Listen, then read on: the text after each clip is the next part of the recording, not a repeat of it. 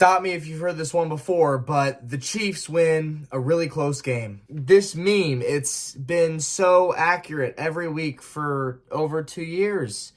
Oh boy, I can't wait to see my team play today. I'm gonna fucking kill myself. Nice, we won. Yeah, that's every game for the Chiefs, but I'm certainly used to it. That is who this team is. I said last week that I thought that the Chiefs had a very, very real possibility of losing this game because, listen, I don't care that the Raiders only have 2 wins this year. The Raiders always play the Chiefs tough, as do all of our division rivals. It's the nature of a division rivalry. And if you think that the Chiefs are a bad team because they barely beat the 2-win Raiders, then you must be new to football, because it doesn't matter how good or bad or how one-sided a matchup appears to be, division rivalries, 9 times out of 10, they're just going to be close games. It's the nature of football. It's the nature of the NFL. And if you can't see that, then you're just lost, and I'm sorry. But while I did say I thought that there was a very real chance the Raiders were going to win this game, they sure as shit should have. The Chiefs had no business winning this game. The Chiefs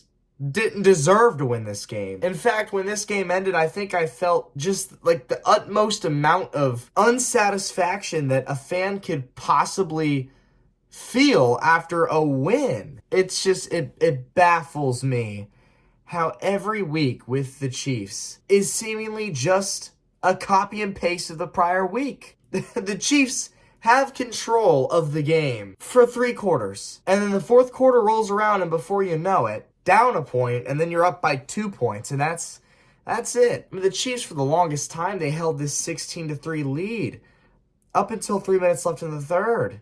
The defense had done pretty good to this point, but it's this, like I said, and like I say every week, it's the same damn thing over and over and over again. The reason, once again, that I don't care and that it doesn't worry me is just the history of the Chiefs doing this in the regular season and then just turning it up a notch in the playoffs, just completely morphing into a more competitive, more complete, smarter, more talented team. It's amazing. A lot to digest with this one, so let's just go ahead and start. The Chiefs start this game with the ball. Like most Chiefs drives this season, they get to the red zone and they can't score the touchdown. They have to settle for the field goal. I mean, we get to the 13-yard line.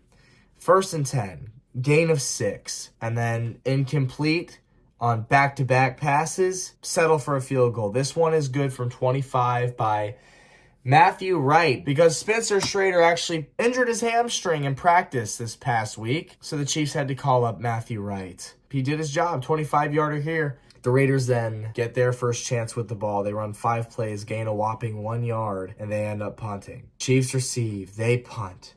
The Raiders receive. They go down, they kill some clock, and they actually get a 27-yarder from Daniel Carlson. It's a 3-3 game. Chiefs get the ball back, and of course they go 3 and out. So then the Raiders get the ball. All right, 7 plays, 17 yards. They get it down to the Kansas City 38, which sets up Daniel Carlson for a 56-yard field goal in which he kicks short of the goalpost. It is no good. And the Chiefs gain possession of the football in great territory at their own 47-yard line. First play of the drive is Noah Gray for 26 yards. Mahomes gets sacked the following play. Fast forward a little bit more on this drive, and Mahomes finds Justin Watson on a floater pass in the end zone for the touchdown. A no-looker with pressure. This was just vintage Mahomes right here. Pressure on him. No look, right to a, frankly, no-name receiver like Justin Watson. Chiefs fans obviously know who he is, but if you go and ask, like, a Bears fan, oh, you know who Justin Watson is, probably going to say no. And it's 10-3 Kansas City. The Raiders get the ball, and they punt off of 5 plays,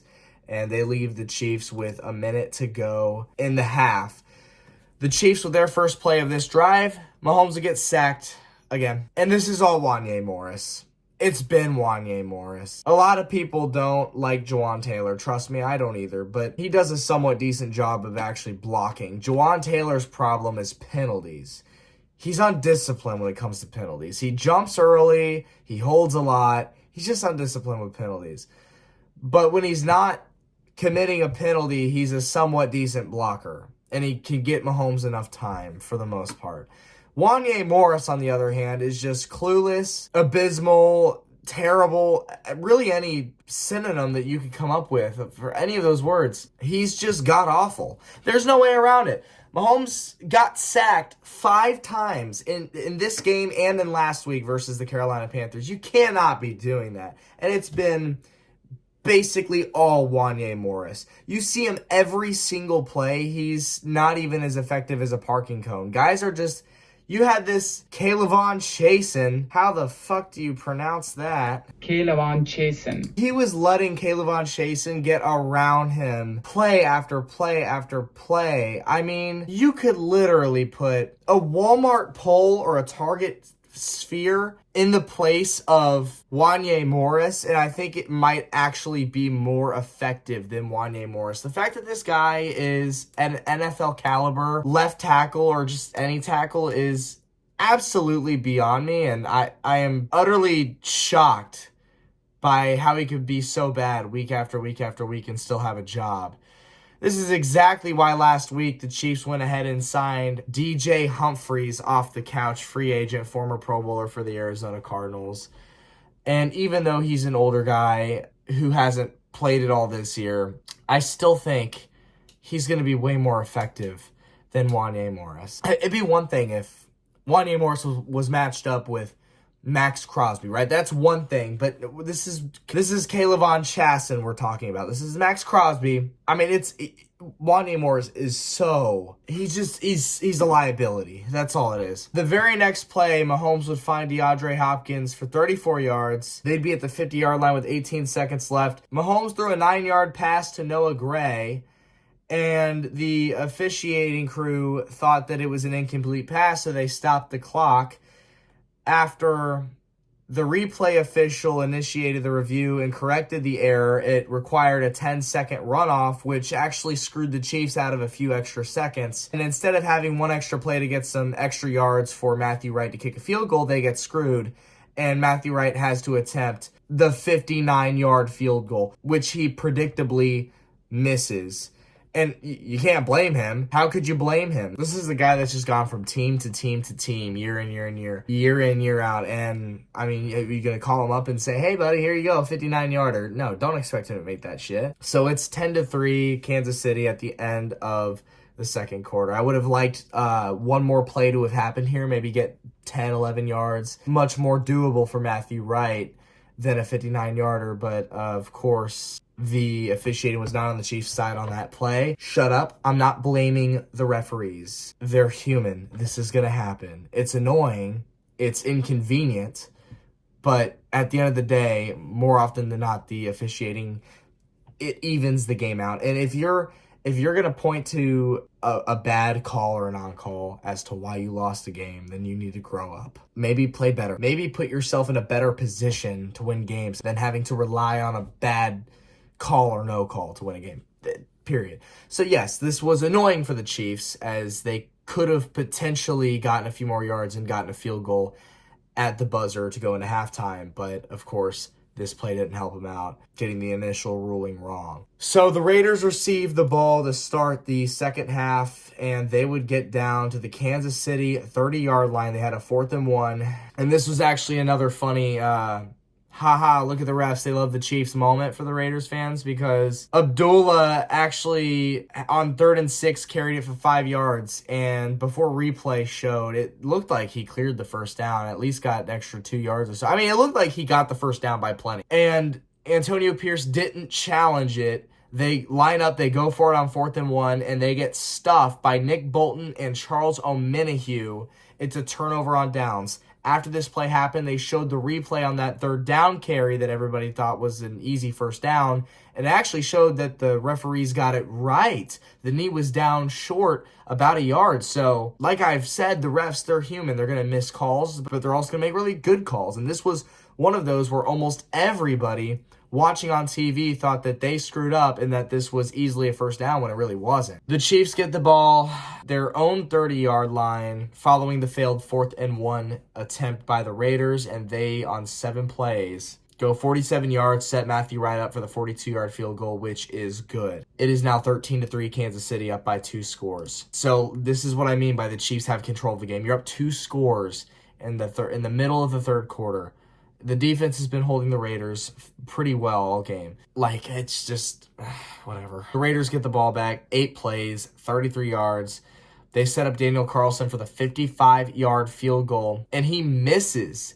He misses his second of the game. This one's wide left, 55-yarder. And the Chiefs, once again, are given a great opportunity at their own 45-yard line. They don't have to go very far to put themselves in field goal position. That they did. They get to the red zone again, the Las Vegas 17-yard line. They can't get a 3rd and 3. But thankfully, Matthew Wright did nail the 35-yard field goal to make it a 16-3 Chiefs lead. And then the Raiders don't waste any time. 2 plays on their next drive. The second play, a 33-yard touchdown to Brock Bowers, who had just torched the Chiefs D all game to this point. I mean, this guy was making one-handed grabs, finding space, getting open, making plays. I mean, Brock Bowers, this dude is a beast. Chiefs got cooked by him defensively all game. You can't deny that. How would the Chiefs respond to the Raiders scoring this 33-yard touchdown? With a 3-and-out, of course. This one, actually, this was a little frustrating because on 3rd and 11, Mahomes gets pressure.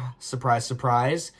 As he's getting sacked from behind, he makes one of his Superman pass attempts, which hits DeAndre Hopkins right in the chest for the first down. And of all people, DeAndre Hopkins drops it. It bounces off of his chest for an incomplete pass. And the most unlikely person on the Chiefs offense to drop this pass for an incompletion, it's DeAndre Hopkins.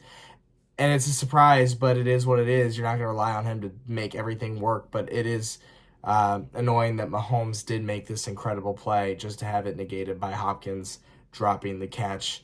It's okay. I forgive him. He makes great plays all the time. He's our WR1. He's our best receiver, period. And then the Raiders get the ball back, and again, on two plays, another touchdown. That's 4 offensive plays, 2 touchdowns for the Raiders. So they've been held to 3 points this entire game up until this point, and then on 4 plays, they get 2 touchdowns. It's unbelievable. It's a 58-yarder to Tucker from Aiden O'Connell. Just, not going to say wide open, but pretty damn open. And it's just unbelievable that they climb into this game on 4 plays like that after being held to 3 points for the majority of the game. It's 17-16. Las Vegas now has the lead. The Chiefs get the ball, and what would they do to respond? A field goal, of course. They have 1st and goal at the 6-yard line. 1-yard gain. 2nd and goal at the 5-yard line. Incomplete to Hopkins. 3rd and goal at the 5-yard line.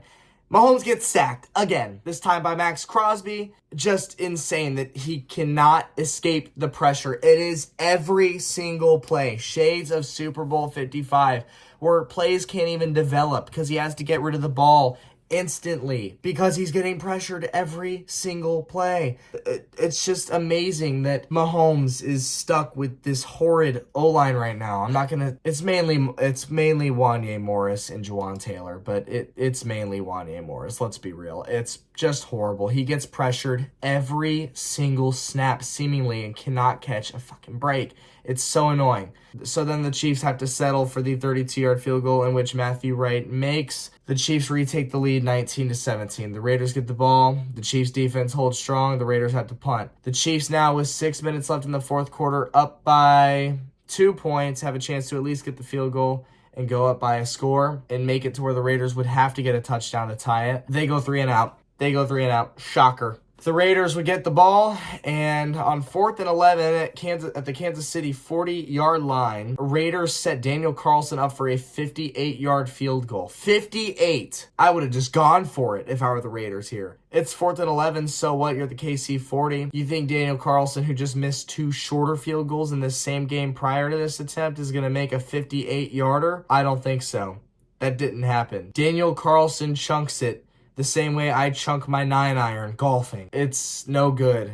It's not even close. So, all right, Chiefs, you get the ball at your own 48-yard line. You're essentially at the 50-yard line. What are you going to do here? They go 3-and-out again. It's every single week with the Chiefs. They get these opportunities to put the game away, and they refuse to do it. They just absolutely refuse to. It's got to be close to this team all the time. So they punt. They go 3-and-out, and they punt. And they give the Raiders a prime opportunity with a minute 56 left to go downfield and get at least a field goal. And the Raiders, they're driving. Brock Bowers is not showing any mercy. He gets a 25-yard gain, gets down to the 50-yard line.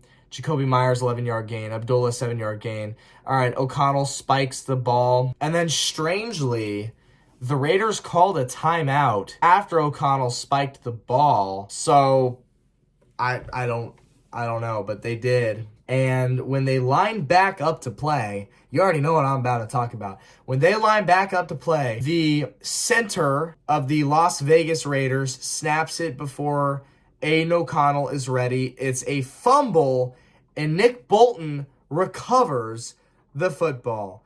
And of course, it's not a Chiefs game if there isn't a play that everybody and their grandmothers bitch about on social media. But don't you worry, I did my research for this one because even I was a little bit confused by what had gone down. So I did my due diligence. It was an illegal shift penalty, which could be a couple different things, but in this case, it was a player not being set before the snap. And you can obviously see in this replay that number 11, only his legs are in the frame. But number 11 here, Trey Tucker, he is moving while the ball is being snapped. By rule, for an illegal shift, the play does not stop, and the officials do not blow the play dead. By the way, I'm not just some Chiefs fan trying to justify like a controversial call. Like, this is literally, I'm going to link it in the description. This is like the legitimate NFL rulebook. I'm quoting this. I researched this out of curiosity for myself. I reffed middle school and high school games for 2 years, so I have fairly decent knowledge of football rules, but even this one confused me a little bit. So that's why I did this research so I could tell you. This isn't just me being a Chiefs fan and trying to justify like a controversial call.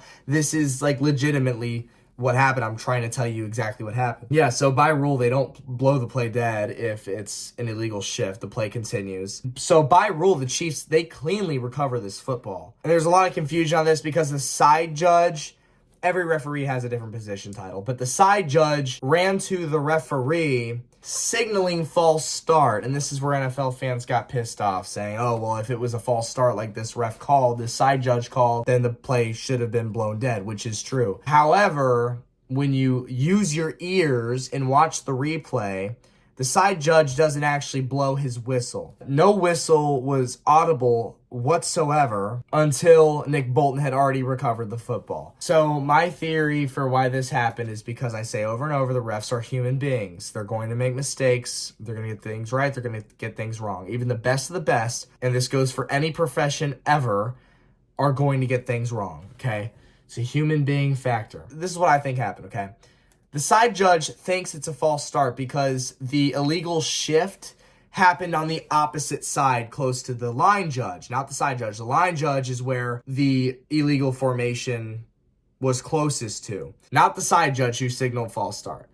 So the side judge likely did not see the illegal shift and assumed it was a false start. But remember, he did not blow the play dead. He simply signaled false start after Nick Bolton recovered the football.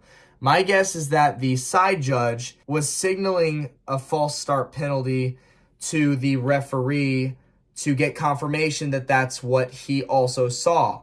This is why the referees huddled, because while it was out of frame, the line judge saw what actually happened because it was closest to him, and they huddled because the line judge had to tell everybody else, hey, illegal formation, side judge, you're wrong, you didn't see it. That's probably exactly what happened. It's funny to me that it's this controversial because it's a simple human error on one single referee, but he didn't disrupt the play. You know what I'm saying? Like, he signaled it, but he didn't blow the play dead.